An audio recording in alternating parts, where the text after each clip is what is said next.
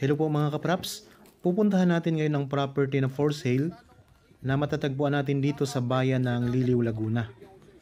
Mula dito sa sementadong kalsada, ang distansya ng property ay nasa 40 meters lamang po. At pwede na rin ninyong ipasok ang inyong sasakyan dito, kunting linis lang nitong mga damo mga kapraps, so kayang-kaya nang ipasok ang inyong sasakyan. Lalakarin lang natin ng mahigit 1 minuto ay nandoon na tayo sa property. Meron na rin kayo ditong mga katabi na property na dinidevelop na. Okay, lakad tayo mga kapraps. Habang kayo po ay nagpapahinga dyan sa inyong kanya-kanyang pamamahay, samahan nyo po ako sa pag-iikot sa property na i-offer ko sa inyo ngayon. Kung sakaling maging interested kayo sa ipapakita ko sa inyo ngayong property, pwede kaming makontak sa mga contact details na nandyan po sa inyong mga screen. Pwede po sa Viber, cellphone number, Facebook Messenger, pwede rin po sa WhatsApp mga kapraps. Pwede kayong mag-message o kayo tumawag. Okay, tanaw na natin ang property. Yan, mula po dito sa bakod na to na sementado. Ito mga kapraps, ito na po ang simula ng property. Okay, pasok po tayo. Ang kabuuang sukat nito ay 8,000 square meters. Ito ay titulado. At ang kagandahan mga kapraps, buhay ang nakapangalan sa title na nagbebenta nitong property. Ayan, kitang-kita nyo naman po na patag ang lupa. Meron din itong kasamang maliit na pitak ng palayan sa bandang likuran.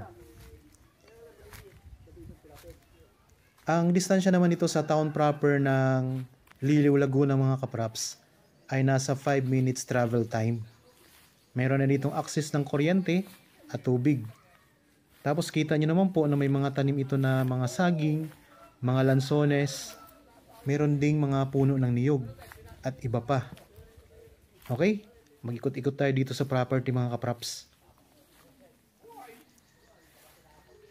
Ito po ay isang farm lot. Kung sakaling gusto nyong magtanim pa ng ibang mga prutas, bawasan nyo lang po itong mga puno ng saging. At maganda naman po ang lupa dito mga kapraps sa Liliw kasi malamig ang lugar, maaliwalas. Kaya pwede rin kayong magtayo ng inyong rest house dito. Para naman po sa karagdagang detalye o sa kompletong detalye, makikita nyo po sa description box at sa title nitong video, makikita nyo rin po ang presyo ng property.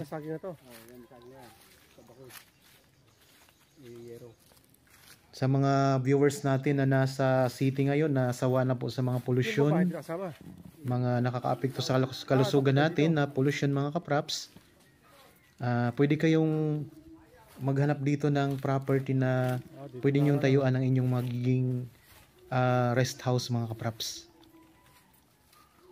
Kagaya po nitong ino-offer namin sa inyo ngayon, maganda mga kapraps, patag na patag ang lupa.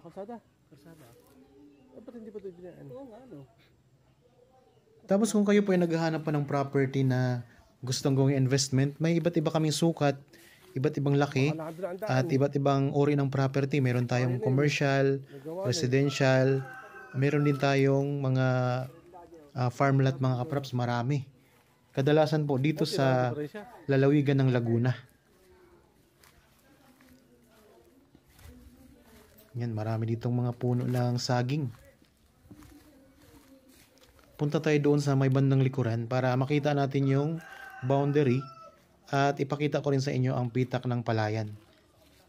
Yan, ito po yung boundary naman sa kabila mga kapraps. Yung may mga tanim na yan. Okay. Lakad-lakad tayo, ikot-ikot pa tayo.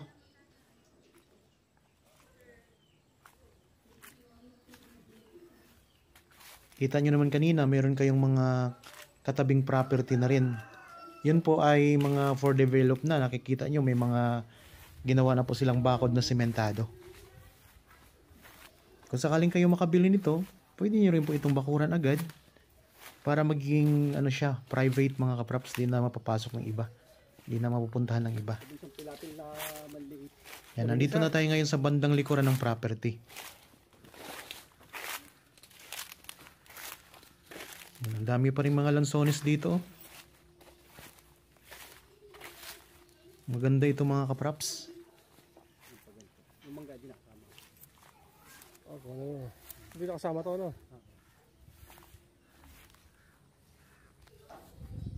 Yan ang kabilang property na katabi ninyo. Tapos ayan po ang pitak ng palayan na sakop nitong property. Ay, malilit pa lang, ano. Hanggang doon sa manggahan mga kapraps. Labing isa. Yan. Okay? Parang nagdala na. Yan. Hanggang doon sa manggahan ang pinaka boundary nito.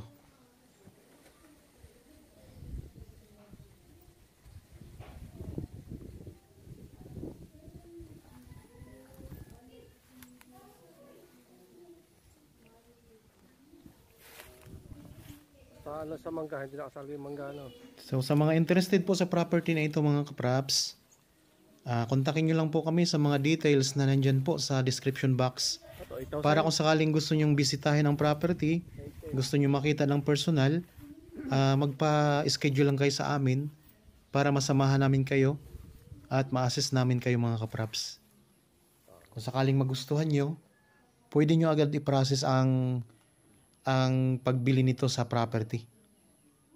Tapos pwede rin kaming makatulong sa inyo sa pag-recommend o magre-recommend kami sa inyo ng abogado para siya po yung mag-ayos ng mga papel nito mga kaprap sa pag-transfer.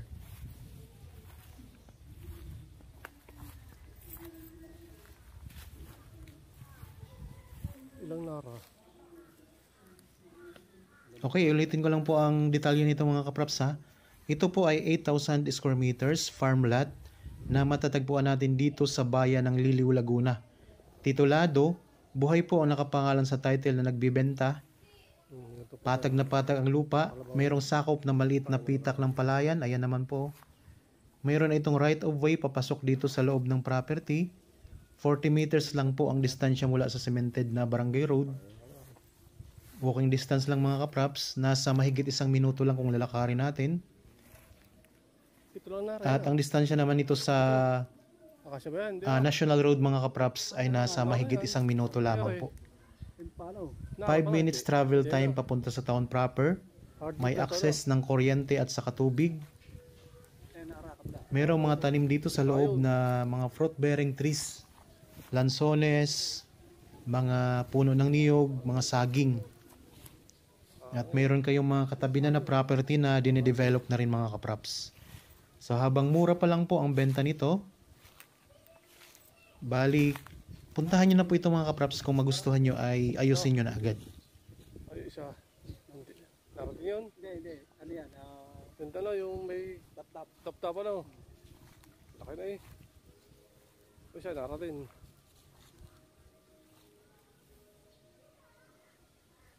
So ang ano pala mga kapraps, ang bayan ng Liliw, Laguna, katabi po ito ng Nagcarlan.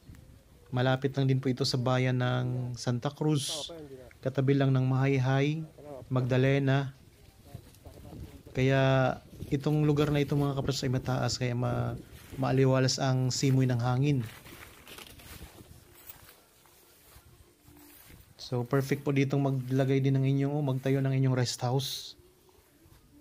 So habang mababa pa lamang po ang presyo nito, ay i-grab nyo na to mga kapraps. So sa mga kababayan nating nasa ibang bansa ngayon na nanonood dito sa mga ina-upload ko ng mga property, maraming salamat po sa inyong pagsuporta. Sana po ay ma-share nyo rin po itong video o ang channel sa inyong mga kaibigan, kakilala, mga kamag-anak na naghahanap din ng property na gustong gawing investment. Para sa malay nyo po, dito po sila makahanap ng property na gusto nilang gawing investment.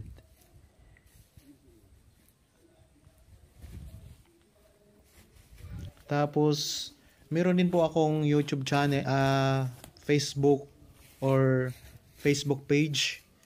Budget Properties din po. Paki-like na rin po, paki-follow na rin po mga kapraps. Kasi marami din kaming mga ina-upload doon na mga short videos ng mga property. Kung gusto niyo namang mapanood yung pinakakompletong video, dito lang po kayo pupunta sa aking YouTube channel. Meron din po tayo sa TikTok mga kapraps. Paki-follow na rin po at paki-share na rin po. Pwede rin kayong mag-comment para lagi kayong updated po sa aking mga property na i-offer pa namin sa inyo. Yan, dito mga kapraps, oh. Kasama pa po ito sa property. So 8,000 kasi ito mga kapraps, kaya malawak-lawak din. Nasa kulang-kulang po ito na ang 8,000 square meters po ay kulang-kulang 1 hektarya. Kasi ang 1 hektarya ay 10,000 square meters. Kaya 2,000 square meters na lang, 1 hektarya na rin po ito.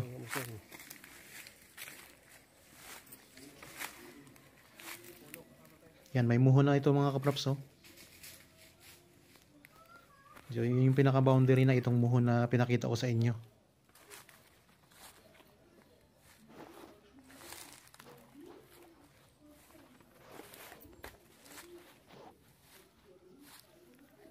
Yan, naikot na natin mga kapraps ang property. So sa mga nanonood ngayon na napadaan lang dito sa aking channel at bago lang dito sa channel mga kapraps, sana po ay isubscribe nyo naman ito para kung sakaling may mga i-upload pa ako ng mga bagong property, kayo po ang maunang makapanood at makita nyo, baka kayo na ang makabili. Okay, salamat po mga kapraps.